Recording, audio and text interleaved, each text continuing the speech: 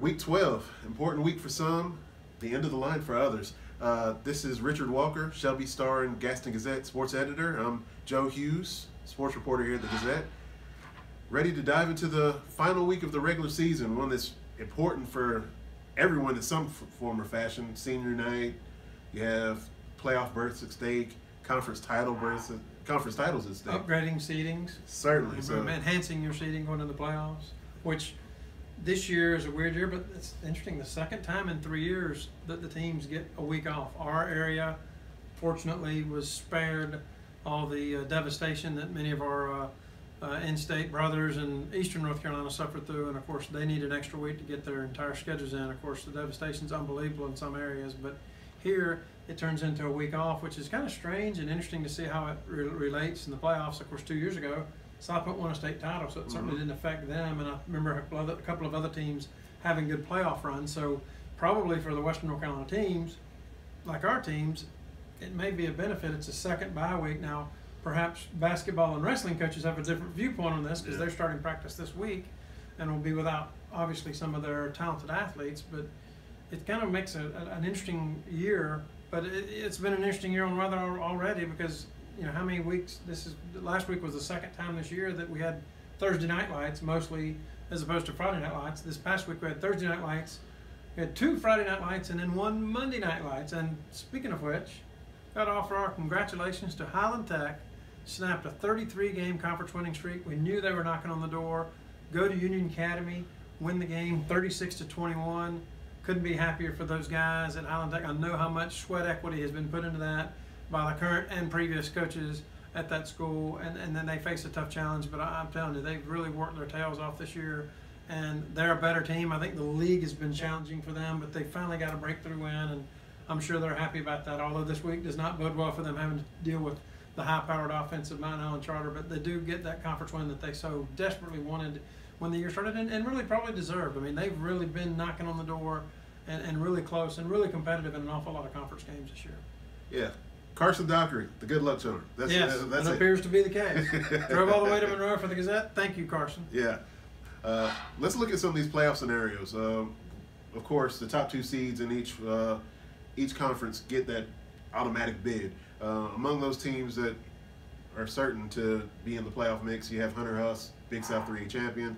Kings Mountain or Crest is going to get that number 2 seed, whichever one picks up that. And whoever loses will go, but it'll diminish their seed probably. Certainly. South Pointe and Shelby, they're the top 2 teams playing for Southwestern 2A championship this week. North Lincoln is going to be playing for the South Fork 2A championship themselves. Thomas Jefferson Classical and Bessemer City, they've taken those 2 seeds in Southern Peach. Thomas Jefferson, I was talking to a reporter, Jacob Conley, who works in Far City, who covers sports.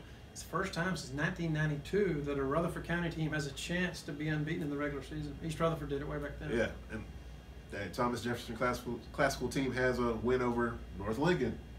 That should help them quite a bit. Should, yeah. You also have teams, as we said, Kings Mountain or Crest is going to pick up a playoff bid just by being that number 3 seed and just by being so strong overall. Yep. Stuart Kramer should pick up a bid as well as Big South 3A's number 4 seed. Then it gets messy in the Big South. Yes. I kind of feel like Ashbrook should probably get in, but yeah, that's a real tough call. And the thing that we got to be honest. I mean, the metrics seem to change year to year to where we're not real sure. Yes. But obviously, beating Hunter Huss on Friday would put them probably in for sure. Certainly. A loss probably puts them squarely on the bubble, and I believe last year they were one of the last teams in. So they're aware of that situation, and but let's face it, do they need any real motivation for the Huss game? No, that bell. So yeah, the bell is already enough. And 2 more teams, West Lincoln and Mount Island Charter, should also be in. And what a year for West Lincoln. 2A and Didn't see that, and really look at the world is on its ear in that conference. I mean, North Lincoln and Bandies are playing for the conference championship like we all expected when the year started. And West Lincoln is in a position to be 3rd place like we all expected. I mean, nobody saw this coming. Potential for a home game. Volatility in that league. You had some coaching change in the offseason. It's been fascinating how they've played out. We've said before, what Nick Basil's done at North Lincoln, nothing short of remarkable. Getting the job in July and turning a team that it was 2-9, I believe, a year ago, into just getting to the conference championship game. Everything else is gravy, but obviously the Knights are shooting for a conference championship on Friday night. Right. Which of the teams? Ashbrook, who takes on Huss, East Lincoln hosts Newton Conover, and Cherville They don't need motivation against Bessemer No. City. But which one needs a win most, do you feel? I'd say it's Asheboro. Speaking of rivalry games, we got the Southwestern 2A Championship has kind of been lining up all season long. We've been kind of waiting for this to be the case, even with East Rutherford being a contender in the league. Shelby and South Pointe, what's going to be the main thing that you feel gets one of these teams over the hump? It's the classic matchup of styles. Shelby wants to throw it, short passes, down the field passing, don't run the ball. I mean, they beat East Gaston earlier this year comfortably and ran the ball 17 times. So their de facto running game is short passing game. Yeah. South Pointe, as we know, runs the red bone. It almost shakes down to who can establish their style of play better. And anybody that's followed South Pointe's program in the last several years, and we're now working on year 21 of running the red bone, started with Devin Lowry way back in 1998. You know, if they can get their offense going, they keep Shelby's powerful playmaking offense off the field. So I think it's no more complicated than that. Certainly. And Shelby has a great defense, so they're certainly working on ways to combat that red bone offense. I mean, it shapes up. Sorry I missed that game, but that's a really intriguing game. And for the second straight year for that conference championship, and I did some research on it since 1950 when they first became conference rivals, and they've obviously had a couple of gaps of being conference rivals. It's the 14th time their regular season meeting is going to determine directly or indirectly a conference championship. And it's 2 straight years. And, you know, this is one of those, you know, we talked about how we didn't know what the South Fork was going to be like. We felt like the Southwestern 2A would come down this game, and it has. Right, 2 of the Blue Bloods. Yep.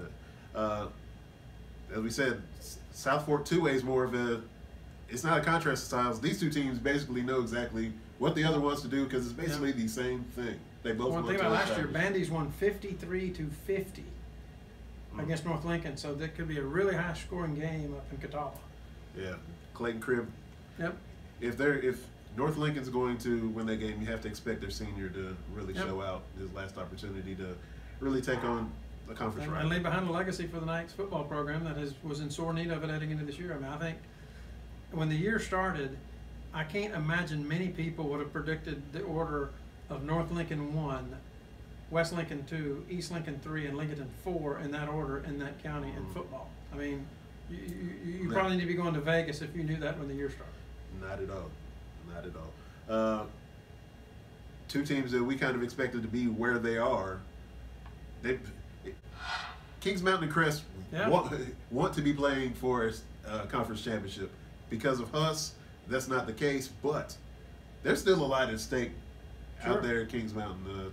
And you know, again, when Greg Lloyd left East Gaston to go to Kings Mountain, Greg Lloyd, a Crest graduate, played baseball at Gardner Webb, it changed the tenor of that rivalry because the familiarity is unbelievable. Yeah. I mean, there's a handful of former Crest guys that were at Kings Mountain and have been. Historically, Mark Latham is a retired athletic director, former Crest guy. Yeah. There's a lot of familiarity with that rivalry, and Kings Mountain's had the better of it. They ended Crest 29-game school record home winning streak 2 years ago. Because of the schedule quirk, they switched from the South Mountain Conference to the Big South Conference. Kings Mountain had to go over to Crest again. They wrapped up their Big South Championship over there last year. So Crest probably has a bit of a chip on their shoulder for losing 2 in a row because that doesn't happen very often. But Kings Mountain, you know, this fantastic group that's been together in many respects since middle school and won championships there, they're looking to you know, exert their Cleveland County. And really, if you think about it, this is the Cleveland County championship game. Certainly. Because both of those teams beat Burns and Shelby, so they're both 2-0 against the other 2 county teams, and now they're playing for Cleveland County championship. Kings Mountain lost to Shelby. Right. But everybody's basically swapping losses left and right.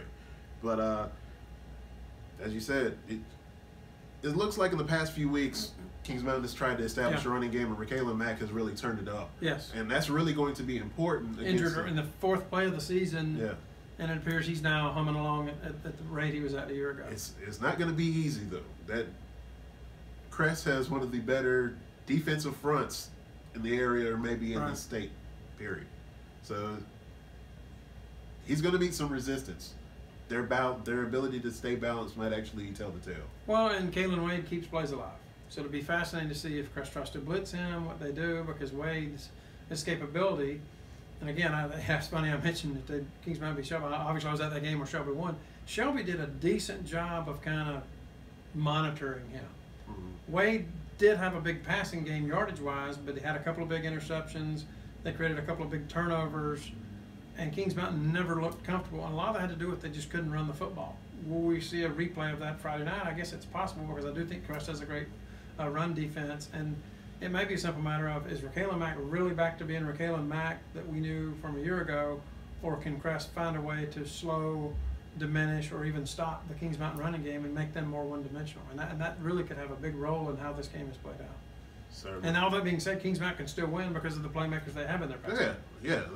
That's what makes it one of the more fun games of this week, and I'm excited to be going to that game. You'll have fun going over there. Certainly. The food is awesome, too. Bessemer City, Cherville. Yeah. They were already talking about that game before that game was over with last week against Community School Davidson. This one, it doesn't mean as much to Bessemer City. They already have second place wrapped up in that conference. It means something to them because they lost that first game in the regular season. And in fact, that was a surprise to all of us. And at the time, I think we thought, maybe Bessemer City's off. No, maybe Cherville was really pretty good. And you're seeing that now. And they've got a chance to win 7 games, I believe, for the first time since 1977. Jaden Blanton, 18.7 yards per carry this year. Stud right there. And as you said, possibly wrapping up a playoff berth and kind of erasing doubt, period, in that regard. Yeah. I think they're probably in anyway, but it would certainly erase doubt and set some history for Cherville that we're in a little bit uncharted territory football program. They're obviously known more for baseball and basketball than football, but this year's been a banner year for the Ironman and the gridiron sport. Certainly. Talking about a fringe team, Burns is probably on the wrong end of the fringe deal right now. Heading over to North Gaston, which has kind of dealt with its own issues and struggles this year. But you got 2 of the best individual performers in the league going at it. Kareem Kennedy and Kejon Pryor, North Gaston and Burns. I mean, both guys well over 1,000 yards rushing, long running touchdown plays. I mean, that individual matchup will be fascinating in and of itself. And how many times you talk to the Big South coach and they talk about our league is a war every week? This is why that is. If these are 2 of the lesser teams in the league, they've got 2 of the best playmakers in the conference. I would suspect, if they're on winning teams, they'd be in the running for Player of the Year type honors. And they will almost certainly be all conference players. Certainly. Kareem Kennedy ran for 274 last week against Ashbrook. Yes. East Rutherford at East Gaston. East Rutherford coming off a loss against Shelby that doused their conference title hopes. East Gaston's just simply trying to get on the board with a win this year. And obviously a tough loss for them to lose to RS Central. East Gaston got one more chance to get into the win column. How flat will East Rutherford be coming into that? I guess we'll find out on Friday. Right. Forest View, Stuart Kramer. Stuart Kramer's just basically trying to. Kramer's never beaten Forest View. An interesting stat in that rivalry, and could add some flavor to it. And obviously, Forest View probably on that side looking in, but they won this game last year and it got them into the playoffs. Again, history repeated itself. Right. And Stuart Kramer's trying to improve their playoff seeding.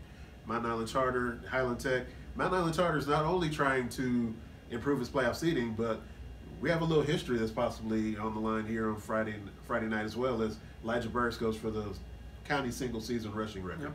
Yep. Tyler Bray has held it in 2012. 2012. So it's not often you see people north of 2,000 yards rushing. And he's a junior, just committed to North Carolina. So I mean, obviously, a high-profile, talented running back that actually went to Greer Middle School here in Gastonia and led them to 2 straight county titles. So big year, and congrats to Elijah Burris for being able to further his career. And hey, we got another year left of him. Yeah. One of the coaches around said, one of the best stiff arms I've ever seen. And I've seen it, and that thing is pretty powerful. Lincoln at Maiden. Lincoln's just trying to wrap up his season on a high note after an abnormal year. A disappointing year that we'll have ever seen over there. Certainly. And then finally West Lincoln at Lake Norman Charter. We talked about Lincoln. West Lincoln is just trying to wrap up one of their best seasons in team history. And hope to go in the playoffs. They've never won a state playoff game. Can this be the year? Right. And getting a good seed will help that cause. Certainly.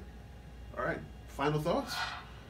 I've enjoyed doing this year. We'll have a week off probably. We may get together next week. I think we should do that. Let's talk about the end of the season. And then a weird week, talk about the playoffs, who's going to get in, who's going to maybe not get in. We'll have more clarity. And again, keep voting for Player of the Week on GastonGazette.com and ShelbyStar.com for Gaston and Cleveland Players of the Week each week. You guys have been great doing it this year, and hope to see more of it. Certainly, and we'll keep doing that as long as we have teams in the playoffs as well. So look forward to seeing you Friday night.